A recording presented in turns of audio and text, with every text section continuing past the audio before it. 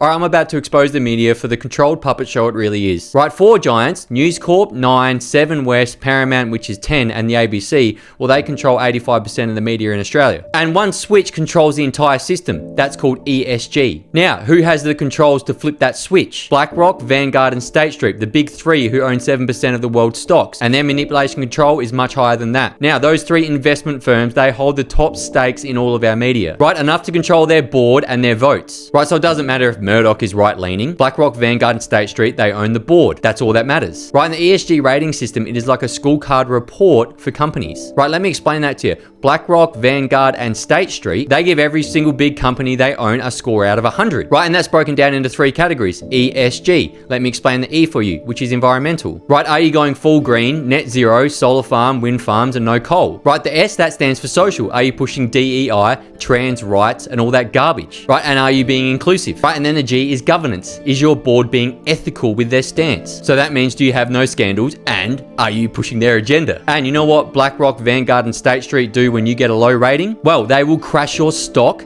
they will cut funding, and they will pull their ad revenue. Right, media companies, they live and die by this score, so they obey. Right, and this is the crazy part that is going to blow your socks away. Who makes the rules for that rating system? You guessed it, the World Economic Forum. They work with BlackRock to create an ESG scorecard that's used by over 200 global giants. And then the WEF, well, they had a sustainable media program where they pumped $100 billion to ensure that if companies followed the ESG ratings, well, they would get that funding. And then you ask yourself, where did that funding come from? So what do? They all follow the script. Net zero, open borders, gender crap, or you lose your funding. I mean, the question to ask yourself now, who owns BlackRock, Vanguard, and State Street?